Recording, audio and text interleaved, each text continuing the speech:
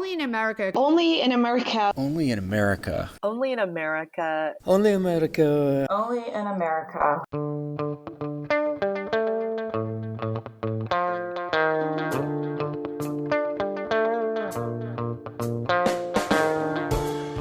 This week, the growing challenge of misinformation in immigrant communities and what we need to do about it. Nobody has to say, you are the one that is legitimate to give me the news. Anyone can take that upon themselves. The time that we live in it doesn't matter what the truth is if the lie sounds more appealing. We can no longer operate with a mindset that if we tell the truth, then people are going to listen because it's the truth. Now we say, well, we got to tell the truth, but how are we going to tell it? And not only how are we going to tell it, who is going to tell it? From the National Immigration Forum, I'm Ali Noorani, and this is Only in America.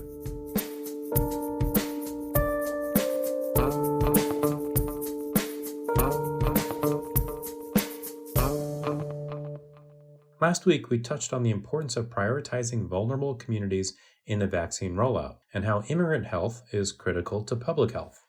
But ensuring access is only one piece of the puzzle. Getting a handle on the pandemic and the devastation it has brought to marginalized groups will also mean combating misinformation around pandemic precautions, healthcare access, and vaccine safety. This past year, more and more attention has been brought to the spread of misinformation via social media, and how it's given power to a host of conspiracy theories. But while much of the reporting and research on misinformation has been focused on how it plays out for white, English-speaking Americans, misinformation can spread just as rapidly in Spanish-speaking and other immigrant communities. And as my guest today points out, non-English misinformation just is not being tracked as thoroughly, meaning its impact is less understood. In the midst of a global pandemic, the stakes are incredibly high. At a time of desperation and hardship, people want answers. And if we aren't making sure communities get those answers, conspiracy theories can easily fill that space. So how do we amplify and create the space for voices to combat this misinformation? How can we rethink community engagement in a way that builds trust and communicates the facts?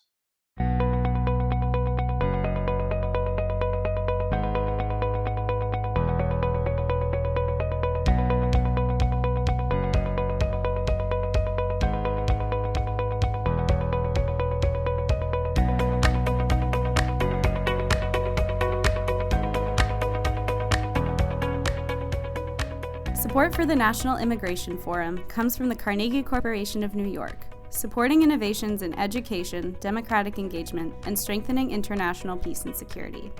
And from Humanity United. When humanity is united, we can bring a powerful force for human dignity.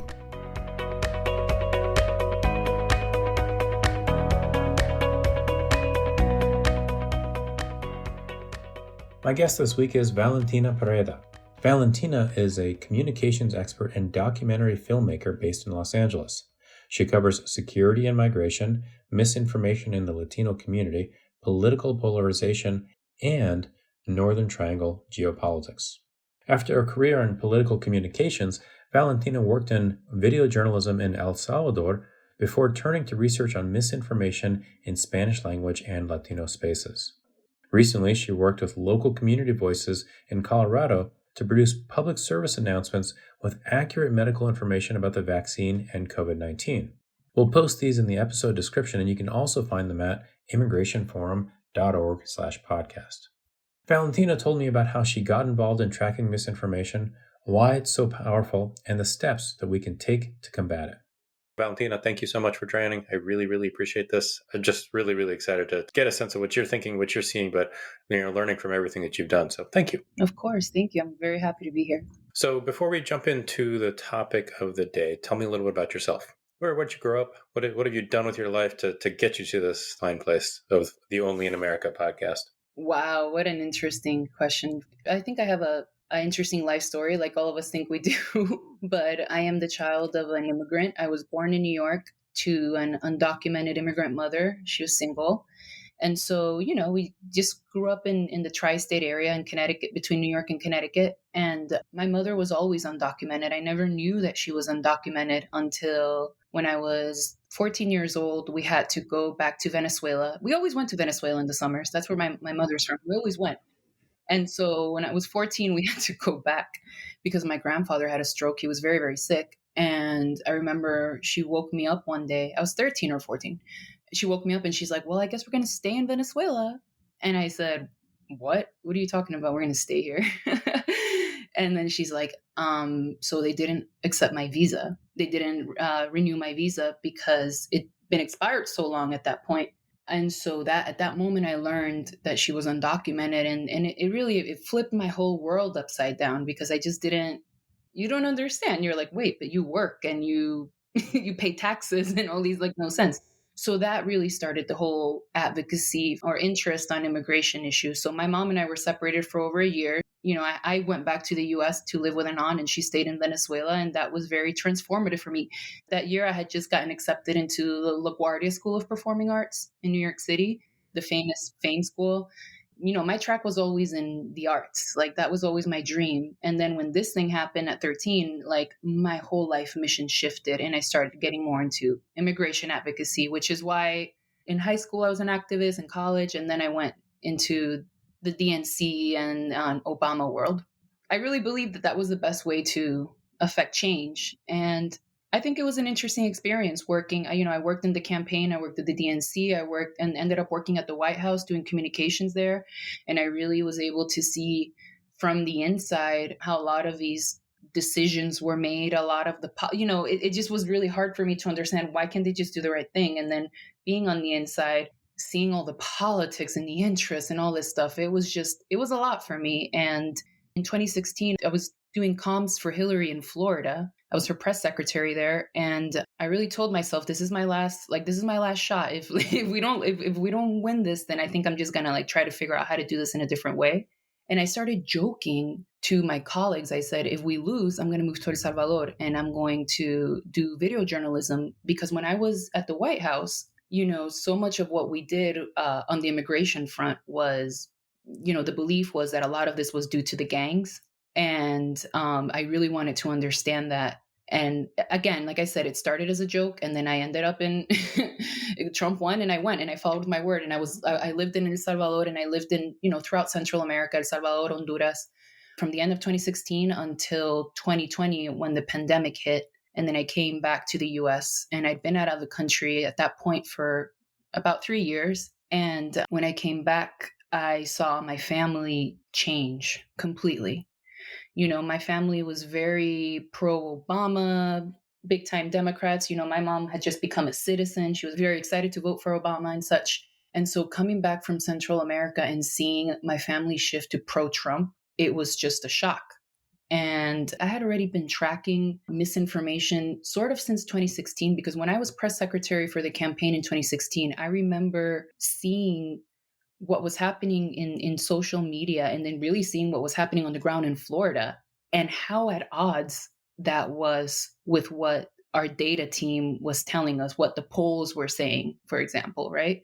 I remember our data director, days before the election, he was like, we're looking great. Like, you know, independents are voting in hordes. Like, we got this and that. And I was like, and I asked him, I said, are you sure? Because I'm seeing just such different sentiment. It just makes no sense with such a wide disconnect. And he said, we're absolutely sure. In fact, I remember Robbie Mook and I forgot who else. They did a call to the press maybe like 2 days before, saying how confident they were going into the election.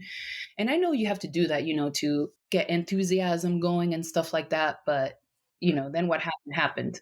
And at that moment, I knew that the way I was doing communications, mind you, I'd been doing communications at the highest level you can imagine.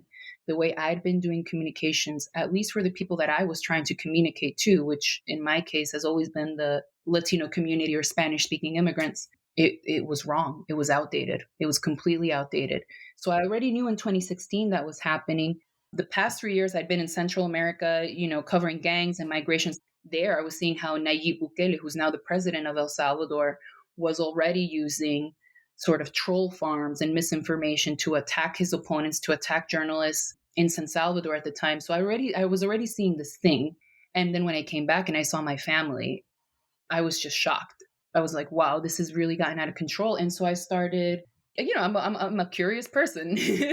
What led me to the gangs has led me down to the rabbit hole of YouTube. So I started it from from the White House to the gangs to YouTube. That's my life trajectory. So I started looking at YouTube, and I was very drawn to this particular page that my family was following called Informativo G24, this woman called Sandra Valencia. This is last year, and I was just blown away. I mean, blown away by the lies, by the rhetoric, but it was said in such a passionate way that my family was hooked. And I saw how they were just listening to YouTube almost like 24 hours a day. I mean, YouTube. CNN was kind of on the background, CNN in Espanol. And then when they would hear what CNN in Espanol was saying, they'd be like, God, CNN is so corrupt. Like, they're such amarillistas, so now my family was not even believing CNN. And so that's what got me to this podcast today. Mm-hmm. During the George Floyd protests, it was very preoccupying to see anti-Black Lives Matter rhetoric on these YouTube pages. And mind you, a lot of immigrants, we come from violent countries, high crime countries. So the message that these rioters are going to come and break into your house and, and do whatever is very, very appealing to immigrants. Why do you think in mainstream press, there's just very little recognition of this problem? Digital platforms being pathways for misinformation. I think the mainstream press is starting to pick up to it. During the election, and actually dating back a little bit during the George Floyd protests, I did see some great articles. Patty Mazzei at the New York Times has been covering misinformation in the Latino community. So I have seen some reporting. Why does the press doesn't see it as a problem that it is? I mean, it depends who you're asking. I think if you're asking like the people that are in mainstream media, they still don't think that YouTube is a legit platform of news. They still don't view it as a legit thing. So for them, I think the sentiment has always been like, well, that's not real. So I'm the New York Times, I'm CNN. People should listen to me because I have all of this backing. And the truth of the matter is that that's just not the case anymore, that we have, if not millions, at least hundreds of thousands of people that are going daily on YouTube to get their news. They're not going on traditional mainstream media. And I know that when 2016 and especially when 2018 happened, a lot of the focus was on Facebook. Rightfully so.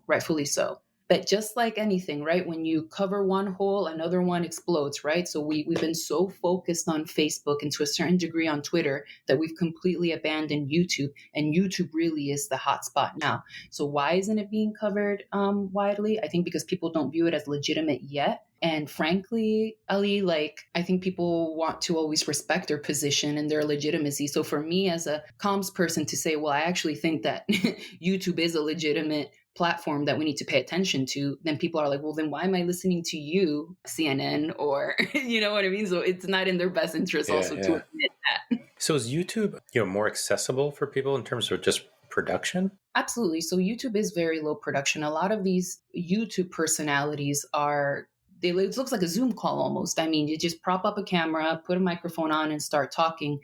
And then they have live chats at the bottom. So they're doing like live casts and then people are interacting. So it's very, very, very low production. There are basically no barriers of access because anyone can upload a video on YouTube. So there's no vetting, there's no research. Nobody has to say, you are the one that is legitimate to give me the news. Anyone can take that upon themselves. The time that we live in is a time where it doesn't matter what the truth is if the lie sounds more appealing.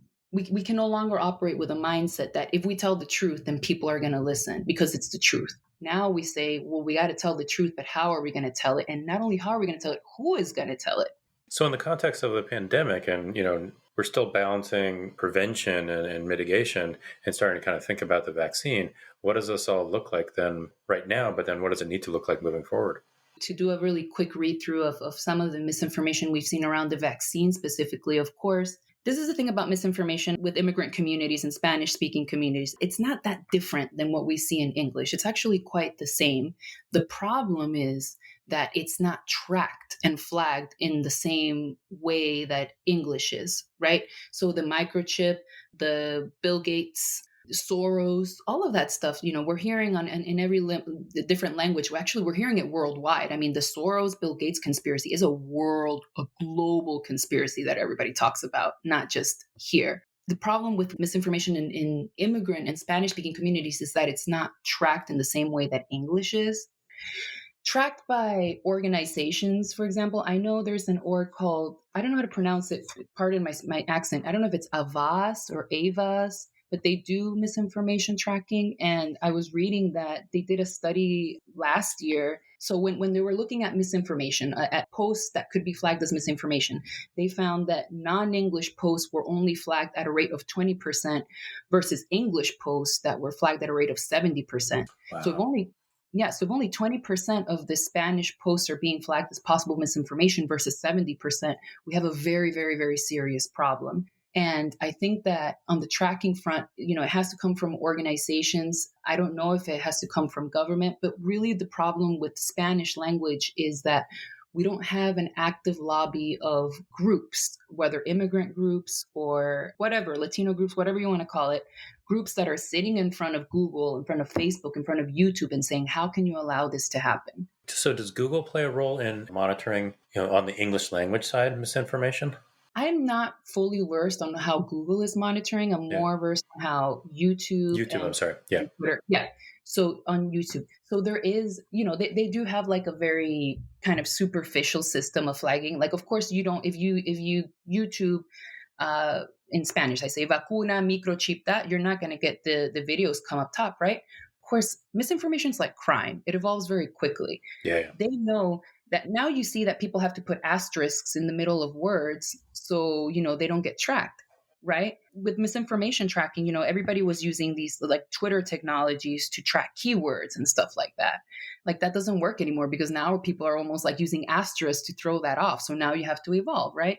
I think with YouTube, they're doing tracking in a very superficial level. Like if there's like microchip or I don't know, porn or whatever in the title of the video, then they'll flag it and it won't go up. But what people are not doing, and my call to the Latino leaders and the orgs and the immigrant leaders and the orgs, what people are not doing is, first of all, we don't know who we don't know who Informativo G24 is. We don't know where the Sandra Valencia woman came from. We don't know who's funding them. We don't know who's scripting them. We don't know any of this information. Yeah, because there is still some barrier to entry. There's some cost in terms of being able to set up your operation and have the time and the bandwidth to be generating content. This stuff doesn't happen for free. Absolutely. And especially when you're starting to get personalities that are getting 400,000 views per video. 500,000 views per video. When they go live, they'll get like 5,000 people on their lives. These are substantial numbers. And one of the things that I think is interesting for me in YouTube that we don't see this phenomenon on Facebook and Twitter is the following. Facebook, Twitter, you post a tweet or you post a post and it's done, it's gone, right? Like whatever, it gets shared, it goes viral, it's gone. YouTube, what you have is you have individuals that are garnering large and loyal followings. So this is not about one post going viral and being shared. We're talking about people that actually have followers that believe wholeheartedly what they say and followers that stay with them for many, many months, if not years. So it's really preoccupying, in my opinion, that we have such little information about such powerful voices in the immigrant and Spanish-speaking communities. Mm-hmm. So then what are some of the strategies that you would kind of advocate for in terms of addressing these issues? So, let's say you run a large, Latino civil rights organization. What are the things that you would be saying, okay, these are the things we need to be putting into motion? It's a long-term investment. We're not going to get a quick solution out of this.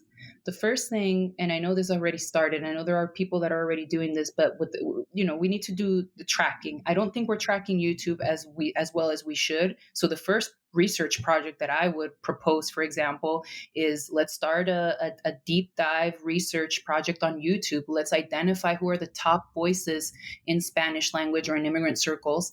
I want to know who they are, where they come from, who's funding them. And also if we can get a team of people, just to download the transcripts of the past videos of the past, 3 months or whatever, and see what are the themes, what are they talking about, and we see what's terrifying is when you start seeing what they're talking about, you look at like things like QAnon and you're like, oh my God, like, is Q's like press secretary like sending talking points to these people? Like what is happening? So on the tracking side, like that's what I would like to see happening. And then on the action side, I just did an 8-week sprint with New America, the Emerson Collective, and the Colorado state government, because Colorado came to us and said, listen, we're spending so much money on translating vaccine information, on ads, on whatever, and people still don't want to get the vaccine. So we went and did research. We interviewed immigrants and Spanish-speaking residents of Colorado.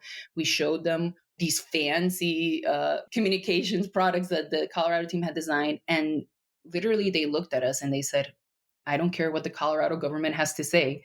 So it goes back to my original point I made at the top of the interview, that it's no longer about who has the right information. It's about who is saying it. So we went back. That was an initial survey. We went back and did an in-depth interview with different community organizations, different residents. And really what it boiled down to is, I want to see, this is what people are saying, I want to see people from my community that look like me on the COVID vaccine front. They wanted to see specifically doctors and health officials that will give them the information. So it's not about the governor or the mayor or whatever validator the comms person at X office decided is going to go on CNN and talk about it. It's about who is the community doctor. We also interviewed, for example, Muslim organizations, and for them, religious leaders are very credible. So who are the religious leaders in different communities, both Christian, Muslim, et cetera, that could talk about the COVID vaccine? So again, this was only an 8-week sprint. So then by the time we did all this research and we were able to put some tools in action, we only had 2 weeks left. So what we did was we worked with the community and we identified different doctors and different religious leaders, and we taught them how to become basically YouTube personalities. We gave the COVID vaccine information in a way that was digestible, not like a 20-page fact sheet that for people like you, what am I going to do with this? Like, this is too much. So we took all that information and we like repackaged it in video ideas. Basically, we gave them different like video episode ideas. And naturally, exactly what you did, they grabbed their computers, had the information in front of them, and started talking about the vaccine to their people. And it was great. You know what I mean? It wasn't flashy. It wasn't mega viral. Like, it's so funny to me when campaigns are like, we got to get Jennifer Lopez to talk about the vaccine. Right. Jennifer Lopez is not a real person. It's like, who cares about what Jennifer Lopez has to say about the vaccine? You know what I mean? Who cares about what these celebrities have to say about the vaccine? You need to go to the community doctor and get them to talk about the vaccine and teach them how, if they have the time. And well, also I said, we got to pay people, right? Because It's not like, let's go to doctors and tell them to become YouTube personalities. Like, I got to pay them to do it, right? So we had a little bit of money to pay them. And we had a Nigerian American doctor that did some series. We had a Spanish speaking doctor. We had an imam from the downtown Denver Muslim Center did a video, and people loved it. They were like, oh my, like, exactly. These are the people that I want to hear from. So to answer your question, I think there needs to be a long-term real investment on YouTube so we can start creating the voices that are going to counter all of this misinformation. I'm not saying like respond directly to it, but if they're doing it already and in such a flashy way, we have to come up with our own flashy way of saying our side of the story. Yeah, and I think it takes, I certainly don't have the whole solution, but it takes the right minds to come together and take YouTube seriously. I mean, we have 2 years, less than 2 years until the midterms, really. And I think that right now is the moment to begin. Yeah, it's so we've done some research kind of in the conservative space around immigration. And, number 3 in terms of the most trusted source of news for folks are friends and family networks. And it's kind of the same, whether it's on the immigrant community or kind of the conservative white community, people are going to trust the folks that look and sound like them. And the stakes are so much higher when it comes to something like COVID. So any sense of kind of like how Colorado is going to hold on to this strategy as we carry through this? That's interesting. We'll see, because now we also what we're run against is we have to teach government staffers, especially government communication staffers, how to do comms in a new and different way. Yeah. You know what I mean? It's like teaching them that it's not like, why do we still send press releases? I understand that the value in op-eds, it can be, but an op-ed every week, like nobody's reading your op-ed every week. I think it's teaching government staffers, if we're talking about the government front, how to engage the community and really teach them how they can teach people how to become their community spokespeople in a way. Because, I mean, this is a longer conversation. As a person that used to be a comm staffer, like the way that we pitched and the way that we identified, like you are a validator for many of these people, like, right? Like they're like, Ali, I need you to go on CNN and like do this hit. And you know what I mean? Like, But I mean, just the only person who's watching me is my mom. I mean, that you're on CNN and you're Ali Noorani, so they think that everybody already like wants to see you, which I'm right. sure a lot of people do. Like a lot of people in Sometimes DC. my dad. No, but like a lot of people in DC do care what you have to say, but then outside of DC, it's a different story, right? Right. We just need to stop communicating, with the DC mindset. I think comm staffers need to work closer with the teams of community engagement because every office has like a community engagement team. So I think communications and community engagement need to work closer so then they can identify the voices in their community that are going to be what I like to call community spokespeople for you. That's one. And number two, let me say another thing that I've been telling government folks all the time. And I sound so like outsider now that I'm not like, I've been like 4 years removed. But it's been really interesting to see during this crisis, for example, the whole problem with unemployment benefits or with the PPP loans. Those are two perfect examples. People were going to YouTube to get guidance, to get updates on what the heck was going on in Congress with regards to unemployment extension, what the heck was going on in Congress with how to apply to PPP loans, etc. So people were not going to mainstream media, much less to their government, to get information on things that affected their daily lives. So now we see that people are turning to YouTube for everything, even for cooking, gardening, unemployment benefits, COVID-19 vaccine, everything. And it's what people turn to first. So now, as a communications person, I want to ask you, what's your YouTube strategy? Yeah, and I mean, organizations, speaking on behalf of the forum, like we really kind of like, okay, we got to have a YouTube channel. And then, how do you think about the content in that space? But you got to follow the eyeballs, people. And the content is simple. The content, for you is in immigration. Right now, people like the Biden's bill was introduced in Congress today. I want to see you on YouTube explaining to people what that means. You know what I mean? They want to know what the timeline is. What does this mean? When our application is going to be open? Like somebody like you has a great opportunity to use YouTube and guide people through this immigration process as it goes because they want answers. The problem is that a lot of communications people, when they think of comm strategy, they just think of like more in a public relations way versus a communications way. Public relations is how do I make my principal look good? How do I make my organization look good, right? Communications is how do I get the information that I have to the people that need it in the way, So, but also in the context of COVID-19, I guess I would argue that it's more than communication. We are trying to persuade people and help people see that, okay, getting the vaccine is good for you in A, B, C, and D ways. And even the question of persuasion is interesting because our research found that people didn't want to be persuaded. They just wanted their questions answered. They just want their questions answered. So that, to me, communications has to actually shy away from persuasion and shy towards how do we answer the questions that people have. Kind of explanation. Exactly. Yeah. And in a way, and not through a 20-page explainer. You know what I mean? It has to be through YouTube. So if I was your comms person and today this immigration bill was introduced, I would tell you, go on YouTube right now and explain to people that have no idea what DC is, what this means. What's the process in Congress? What are the timelines that we're looking for? What needs to happen? There's people that already on Twitter are saying that because some Dems are not supporting this, the chances are slim of the full. So what I want you to know is that the other side is already saying, see, the other side's already on YouTube saying, see, this is not going to happen. Biden's not going to give you immigration reform. Like, this is all a lie. You know what I mean? Right. And because people don't understand why there are delays, this delay of information allows the other side to just jump on it and create all of these fantasies. And because people are desperate, especially now, they're desperate, they're suffering, they want answers. I think the truth is that people right now want answers. Folks need to figure out ways, and my advocacy is through YouTube, to get that information to the people in the best way possible. Thank you very much for this. This is so helpful. And it's so good to hear that about this work in Colorado. I just think and Colorado is it's a more diverse state than I think people realize, with such a large Latino population. Yeah, Colorado, and I really commend them because, like I said, they are thinking about this. And so we created what we call the community video pilot of community voices that we started on the path of building their YouTube pages, building their social media personalities. And like I said, as a comm staffer, your only job is to get the information to the people that need to get it in as simple way as possible. Fantastic. So I have just one more question for you. The name of the podcast is Only in America. So last question is just a request to finish the sentence. Only in America, ... Oh.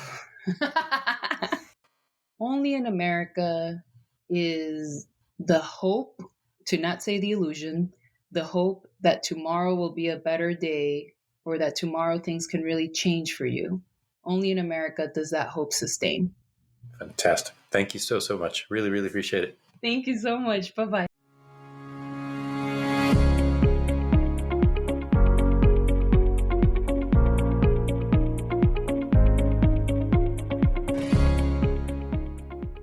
Valentina Pereda is a communications expert specializing in misinformation in the Latino community. You can learn more about Valentina and her work and links to vaccine PSAs in Arabic, Spanish, and French at our website, immigrationforum.org/podcast. If you like what you hear, subscribe to Only in America wherever you are listening to this episode.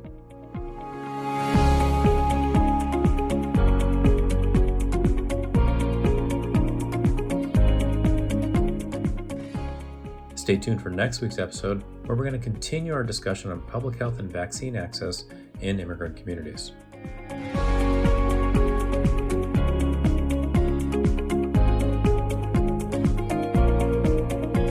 Only in America is produced and edited by Joanna Taylor and Becca Wall. Our artwork and graphics are designed by Carla Leja. I'm Arlene Urani, and I will talk to you next week.